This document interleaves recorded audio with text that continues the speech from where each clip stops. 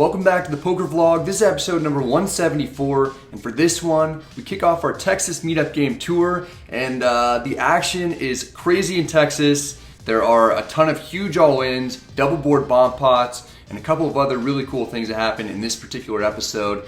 Hope you guys enjoy it. Let's go ahead and get started. Andrew and I are in Houston for a 2-day meetup game event. It's a beautiful city here. There are lots of cool things to experience and see. One of our first stops is the craft beer cellar. The owner, Steve, is a viewer of the channel. He reached out and said that he'd take care of us if we came by, and he absolutely does. Not only does he hook it up with food and drinks at the bar, he hand selects an assortment of high-quality beers to take with us. If you're ever in Houston, you gotta check this place out. It's right in the heart of downtown. If you see Steve, tell him Andrew and Brad sent you. It's gonna get you pretty much nothing, no discounts or anything. Probably doesn't matter much. Just enjoy one of several hundred beers that they have to offer. The next day we arrive at the Texas Card House. The place is packed, the turnout and atmosphere are amazing, people are dressed to the nines, ready to play. It's this guy's birthday today on the right. His name's Gilbert. Happy birthday to him. He looks like he's ready to party with 500 bitches. I buy into the 1-3 game for 1,000.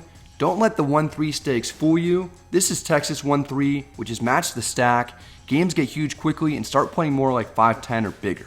There's a couple of different varieties of poker being played. I first sit down at a round of each table. This means that we're playing a round of Texas Hold'em, followed by a round of PLO. There's also 2 buttons on the table. One is the dealer button, the other is a bomb pot button. The bomb pot button moves over 1 seat to the right each round. When the dealer button and bomb pot button land on the same person, we do a double board PLO bomb pot. This happens at all the tables, including the no limit ones. There's not much waiting before we get involved in the action. The 5th hand of the session, we pick up pocket jiggities while we're playing Texas Hold'em. I open a 15 from under the gun +2. Middle position player calls. The cutoff 3 bets to 55. He has a short stack. I'm happy to get it in with him. I 4 bet to 200. The middle position player folds. The cutoff is also happy to get it in. He 5 bet rips it for 367 total.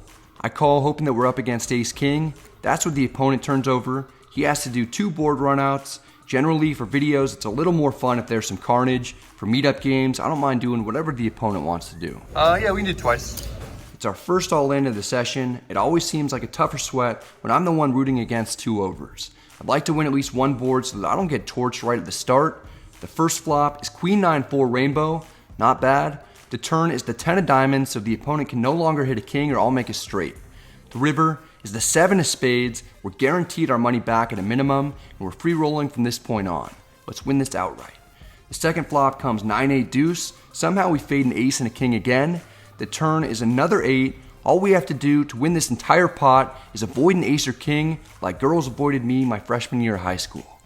And we do it. The river is the deuce of clubs. There's carnage after all. I checked. And in the history of poker, Pocket Jiggities has never beaten ace-king in an all-in situation with 2 runouts. Just take my word for it. The fact that neither of us improved on either board makes it even more impressive. Got me with the jiggities. Yep. We do some damage during a Texas Hold'em round. I'm not as confident in my PLO abilities. That doesn't stop me though. I actually do quite well during those rounds, including some hands of PLO double board like this one, in which I make 2 straights and I stack an opponent who isn't that deep. After the first 45 minutes of playing, I'm up about 750 in the round of each game. It's cool to implement some PLO into these events. A player at another table calls me out and says that he's after my dollars. His name is Chris. I want to give him an opportunity to get some. I head over to his table where I'm dealt ace-5 suited in middle position. Under the gun +1 opens a 20. I've got a hand that's playable. I call. Chris calls on the button. As he's doing so, he says out loud to the rest of the table that he's hoping to suck out on me and get some Bradley dollars this hand. The small blind, who had just gotten beat for a large pot in the previous hand, definitely heard the button say that, then 3 bets to 75. This could be a super light 3 bet, especially since the small blind seems like he's tilting a little. Under the gun +1 calls. The 3 bet was tiny. I'm getting a great price. I call for 55 more. The button calls as well. We're going 4 ways to the flop. It's Queen 10-5, all hearts. Not especially great. We all check. The turn is the 9 of spades. It doesn't appear that anyone's all that happy about it. We all check again.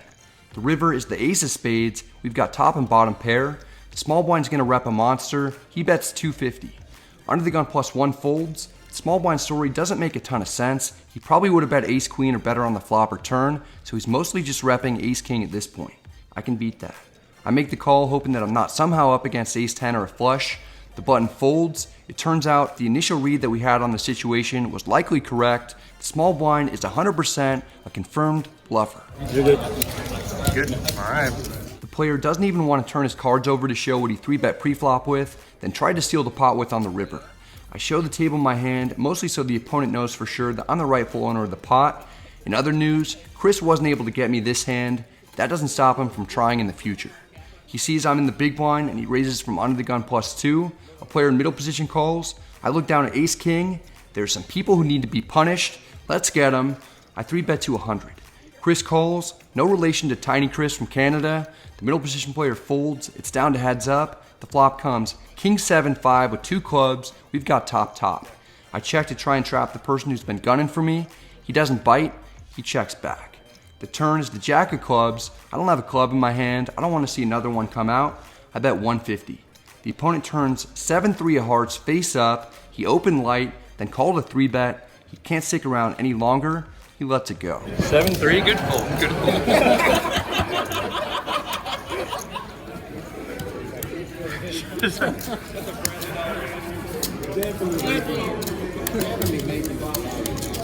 Next, I head over to a table where I see this kid Obi wearing a shirt that he got from my merch store. Link in the description box below. I saw him wearing it as soon as I walked in earlier today, and I've been meaning to make it over to play with him. I set my chips down, used the restroom, then when I come back, I ask him if he's okay being on video. He says yes. What I didn't see is that he's in the process of getting stacked. As I begin filming, you can hear the player next to him kind of sarcastically say, "Don't get this hand on video." Yeah, I just busted. Oh shit. Kings over Sorry spades. about that. Fuck. Yeah. Well, now I feel like a complete jerk, not being aware of the situation at all. I don't know what to do, so I at least try to give him some words of encouragement. Well, you're wearing the perfect shirt for it. Yeah, well, Get back in the game. Get him. well, I used my entire bankroll just to get here, because I really wanted to play with you, but This is when I just turned the camera off. Obi made the effort to come out here. He's obviously a big supporter of the channel, and I show up filming right as he loses all his money in an unlucky spot. The entire reason that I came to this table was to get a chance to play with him. Now I'm not even able to do that. In this moment, I can't help but think of the times that poker's gotten me down and someone did something to take my mind off of it or to lift me back up. In fact, when I started this YouTube channel, I wasn't all that optimistic about my poker career. You guys watching and being interested in my journey completely changed everything for me. I don't think that I could ever fully express how grateful I am, but right now I've got a perfect opportunity to at least partially pay that back. I take out $200 from my wallet and I give it to Obi so that he can get back in the game. Whether he wins or loses doesn't matter. I just want to at least play with him a little bit. He wants to do more than play though. He wants to win. He gets in a big pot here and he rips it in on the river. I'm rooting hard for him, but I have no idea if he's got a good hand or not. At least until I see him make this face. It reminds me of the look that Squints Polydorus gives his buddies right before making a move on Wendy Peppercorn. Something exciting is about to happen. The other player calls. Obi isn't going to lose this one. He turns over a river 2 pair with king 7. His opponent had ace queen, so Obi was drawing slim, but hit a magic river and managed to get paid off. The pot is pushed his way. He gets a full double up. It's awesome to see that. Bradley dollars at work. Nice hand, dude. thank you. Nice spot. All of a sudden, I'm way more interested in how this kid does than I am in my own session. He goes on a tear, we play a PLO bomb pot, and I see him rip it in again, this time for a lot more money. His opponent folds, Obi wins another pot, he shows that he flopped the nuts with a set of aces. It's great to watch him turn things around. Nice. Running hot with Brad's money. How much you have in front of you now? I think we're close to like 500, I believe. Oh, you've got way more than 500 now. Obi runs the $200 up to about $675. He can't be stopped. I need to get the hell out of here before he stacks me. I switch tables to one where I'm dealt 9-8 suited under the gun. There's a button straddle on for 6. The big blind calls for 3 more. I raise to 17. This is close to the bottom of my range from this position. The big blind calls, we're heads up. The flop comes 10-9-6 with 2 clubs. We've got second pair and a gut shot straight draw. The big blind checks. I bet 25. I'd like to win this now without seeing any more cards come out. If the big blind calls, I'm not sure if I have the best hand. The turn is the 3 of hearts. The big blind checks. I have a hand with some showdown value and potential. I don't want to get check raised. I check back. The river is the 7 of hearts. We make a straight that I doubt the opponent would ever expect us to have after we raise pre-flop from early position. The big blind bets 60. He could definitely have an 8 or even some combos of Jack 8. He could also have some hands that'll call a raise, since ordinarily this won't be a good run out for my range. I raised to 200. The opponent is taking his time. He doesn't want to get bluffed. Ultimately, he calls. We turn over the straight to the 10. It's good. We got called light. I did not believe you. Yeah. To be fair, I didn't even believe me, yet somehow I had it. I haven't lost a single significant pot since I got here. With this one, I'm up over 1,400. I'm not doing anything special. The cards are just falling in my favor. Immediately after winning that last pot, I get dealt pocket jiggities again. Nothing that interesting happens. I 3-bet with them and take it down pre-flop, but Bradley dollars mixed with jiggities is a very powerful combination. Obi can confirm this. I asked him and the others at the last table to let me know how he does the rest of the night. The person across from him took this photo of Obi making a light call with jiggities on a double board bomb pot to win another huge hand and increase his stack even more before racking up a nice comeback win. Yeah, I got dealt jiggities on the last hand. It was a bomb pot, and I was tanking on the last hand. It was on the river. He put me in for all my money, and I tanked, made the call, scooped. Nice. So what do you have here? Let's see, it's about 7, 8, close to 9. Fuck yeah, man. Awesome. Nice job, dude. So much, man. It was such an honor meeting you. Yeah. Nice job, dude. Thank you. I get the 2-piece McJiggities once more. I'm in the small blind, the button straddled. I raise to 20. A player middle position calls, the hijack calls, the button straddler jams for 71 total. I don't want to call and have the other players call behind me with worse hands and get there. I 4-bet to 200 in order to isolate the button. This surprisingly doesn't work. The middle position player has a hand that he flighted my initial bet with, but somehow still wants to stick around after a 3rd and 4th bet come in. He calls for 180 more. This is bizarre. Maybe he has a hand like ace king or ace queen suited. The hijack folds. The side pot is larger than the main pot. The flop comes ace king 4 with 2 spades.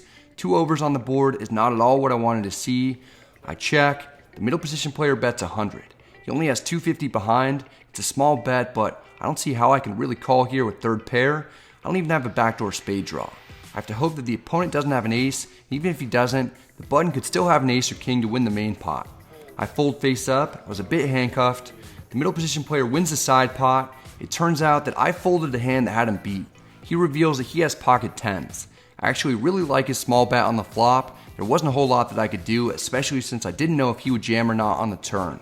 The button shows ace-6 offsuit. He has 10s in very bad shape with top pair. The turn is the 9 of diamonds. The river is the 8 of hearts. Both players end up profiting on the hand. I'm the only loser. That sounds about right. Here I've got queen 4 in the big blind. 4 players limp in. I check. The flop comes 4-4 deuce with 2 spades. We've got trips. I check. Onto the gun checks. The middle position player checks. The hijack bets 10.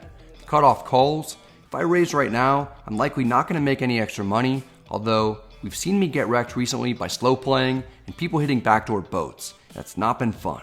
I can't let those hands bother me. I call, figuring that I'll be up against some spade draws. I'll play cautiously if another spade comes out.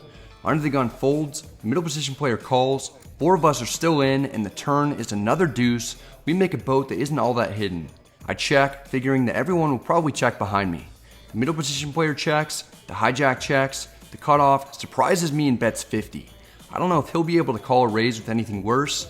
I go for it anyway. I raise to 150.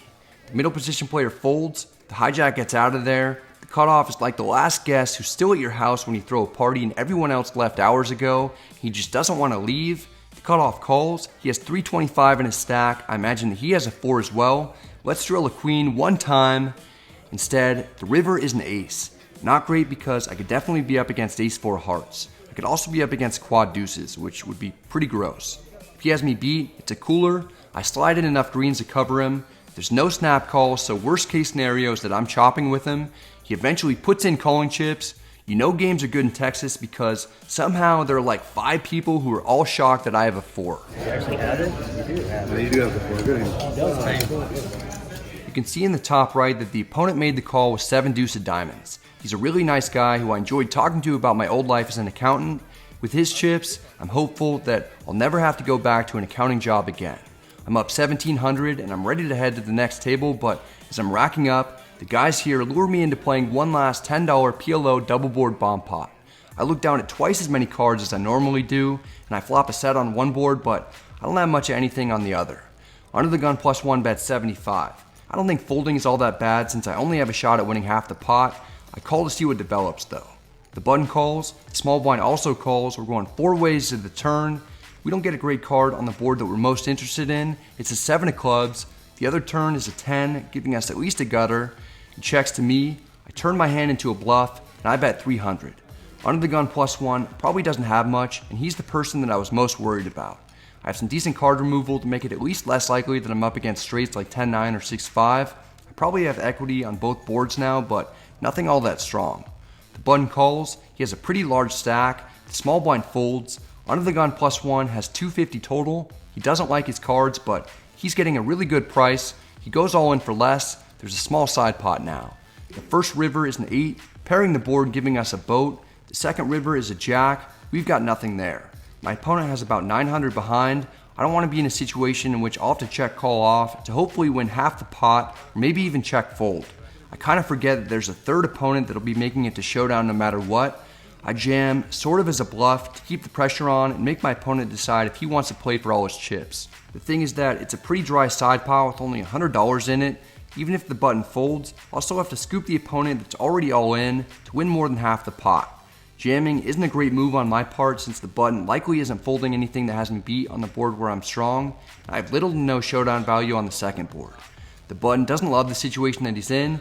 He calls and only has showdown value on one board. Luckily, it's the one that I was predicting to lose on anyway. The button has ace-king for a straight and a missed heart draw where I have the boat. The under the gun +1 opponent has pocket aces. He loses on both boards. The button and I chop up his money. We luckily end up winning a couple hundred. We've got around 2,000 in profit. We're still looking to improve though. In this one, the dealer gives us king-queen offsuit in the hijack. 2 players limp in. I raise to 20.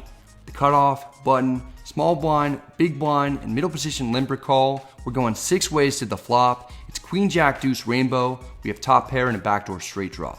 Small blind checks. The big blind bets 100. He probably has a draw or a queen at best. If he had something stronger, he'd likely go for a check raise. This bet seems like he's naming his price. The middle position player folds. I could have the big blind in bad shape if he has a hand like queen 10. I call. The cutoff calls. The button and small blind fold. 3 of us are still in the hand. The turn is the 9 of spades. King 10 and 10-8 get there. The big blind bets 200. I call. The cutoff calls. The river is the deuce of spades. It pairs the board and the backdoor flush gets there. The big blind checks. He only has 202 left in his stack. I'm not sure if I can bet for value. I check. The cutoff bets 250. I don't really know what he's trying to represent. It seems like he's saying he has a backdoor flush or trip deuces. I don't quite see how he could have a deuce in his hand. The big blind isn't buying his story. He calls for less. I put in a stack of green chips to overcall. The cutoff shows that he turned 10-9 offsuit into a bluff. That's not going to be good enough. The big blind also has king-queen. Him and I chop the pot. This is my first hand at this table. It's a strange way to kick things off here, but I'll take it. Later, we pick up pocket aces under the gun +1. I open to 20. Under the gun +2 calls. He's the guy who turned 10-9 offsuit into a bluff in the previous hand that we went over. The big blind calls. We're going 3 ways to the flop. It's queen 5 deuce with 2 diamonds. Overall, it's pretty uncoordinated. I have the ace of diamonds, making it a lot less likely that one of my opponents will have a flush draw. The big blind still has something. He leads for 30. Again, when people do this, they usually will only have 1 pair or a draw. I call so that I don't scare him off a hand that's probably going to be drawn slim. Under the gun +2 also calls. We're all still in it. The turn is the 4 of hearts. We pick up a straight draw. The big blind slows down and checks. I'm not letting the opponent see a free card. I bet 100. Under the gun +2 calls. He likely has a queen. The big blind folds. It's heads up. The river is another 5. The opponent shouldn't have trip 5s all that often after calling flop and turn. I bet 250 to target hands like king queen, queen jack, and queen 10. The opponent immediately calls. I flip over the aces. It's the best hand. The player has pretty much what I thought. He shows king queen offsuit. There's not much that he could have done differently. I probably would have played it the same way. His name's Marcus. The guy's a friendly dude, and he takes it in stride. Thanks, dude. Get you one there. I would have lost the same amount as well. For the camera, Lottie wants to see. Alright. Yeah, nothing you can do. With that win, we're up 2,700 this session, and for some reason, we're doing a PLO hand. It's tough to get all the cards on the screen. There are so many, it's ridiculous. I eventually managed to fit all of them on the camera. We're in the big blind with ace, king, queen, 4, and 3 clubs. It's one more club than we want. 3 players limp in, the hijack raises to 20. The small blind calls, I call, onto the gun +1, and onto the gun +2, all call. We're going 6 ways to the flop. It's 10-8-3 with 2 spades. We completely brick it. Small blind checks, I check, onto the gun +1, and onto the gun +2, all check. The action's on the pre-flop raiser and the hijack. He bets 75. The small blind calls. Despite not having anything with showdown or showdown potential, I have a key card with the ace of spades. I call for the sole purpose of turning my hand into a bluff if another spade comes. Onto the gun calls, onto the gun +1, and onto the gun +2 fold. It's down to 4 of us, and the king of spades comes out. We hit a card that we were hoping for. The small blind checks. Everything is going according to my plan so far. I'm not going to deviate from it. I bet 300. It's going to be very difficult for anyone to call. This looks extremely strong. Onto the gun folds immediately. The hijack folds. The small blind is the only person that we need to get through for our play to work exactly how we drew it up. He's thinking about it. Ultimately, he shows 7 deuce of spades and throws his flush directly in the muck. Folded 7 deuce of spades? Can you believe it? Yeah. Alright, I got it through. Oh! Oh my goodness, what you got skipped by Bradley. No, AJ, no. That's not making the bluff. It's hard. Executive decision. That's not making the bluff. Not your style. Like I mentioned before, I don't play PLO. That was probably an ambitious play. Luckily it works out. It's not that often that I'm able to include a single board PLO bluff in a video, so that was a fun one for me. It's time for a $10 PLO double board bomb pot. I've got 5-5, 3 deuce with 2 diamonds in the small blind. On the flop, we have bottom set with a gutter on one board, then an open ender on the other. I check, the big blind bets pot for 80. The button calls, I call, 3 of us make it to the turn. We pick up a flush draw on the top and don't improve on the bottom. I check, the big blind bets pot again. The button folds, I make the call, not really loving it or knowing where I'm at. The top river pairs the board, giving us a boat. The bottom river doesn't help us at all. I wish the 2 rivers switched boards actually, because then I'd have a lot of showdown value on both boards. I check, the big blind, who's the player that turned the 10-9 offsuit into a bluff earlier, jams for 425 total. I don't like having to call while only playing for 1 board, but the price is good enough. Unfortunately, my hand isn't good enough. Oh, you got me beat then. 6 is full of kings. There you go. 4 is full of ace. You got me. Nice hand.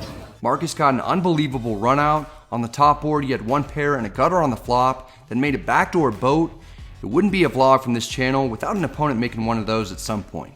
On the bottom board, he drilled a boat on the turn, which had me drawing dead to the last 5 in the deck. It ends up being a big pot that he wins off of me. That's the first really large one that's gone the other way so far. Everything else has gone smoothly for the most part. I'm still up 2200 when I've got ace king offsuit in the cutoff. The button straddled for 6. Under the gun +2 limps in. The hijack calls. I raised to 35. The button calls. Under the gun +2 in the hijack call. We're going 4 ways to the flop. It's king deuce deuce with 2 spades. We're in a great situation. Checks to me. With 3 other opponents, I bet 100 to hopefully get calls out of someone with a spade draw. Perhaps someone else has a king. I'm not worried about anyone having a deuce at the moment, especially since I wouldn't anticipate someone calling a pre-flop raise with one other than ace deuce suited, and the only combo of that left is ace deuce of hearts. The button folds. I'll at least be playing the rest of this hand in position. Under the gun +2 folds. The hijack calls. He's the player that I bluffed earlier with the naked ace of spades in the PLO hand. It's heads up. The turn is the 6 of diamonds. It shouldn't have changed anything. The hijack checks. I'm going to continue firing. I bet 250. The hijack doesn't want to get bluffed again. He calls. The river is the 8 of diamonds. We get a clean run out. The hijack checks. If he has a missed flush draw, he won't be able to call a bet no matter what. If he has a king, he'll probably be willing to call a fairly large bet. I make it 400. It's not that large compared to the size of the pot, but it's pretty large for the stakes that we're playing. There's no snap fold, so he likely has something.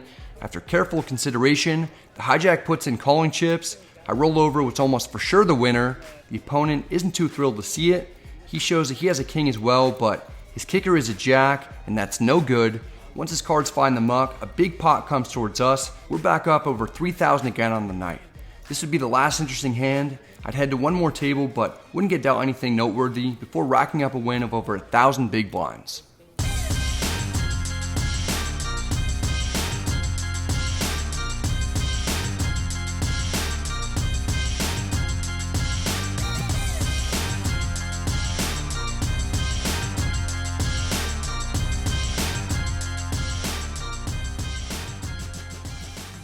It's great watching you play against my buddy. Thank you for making us birthday. Yeah, man.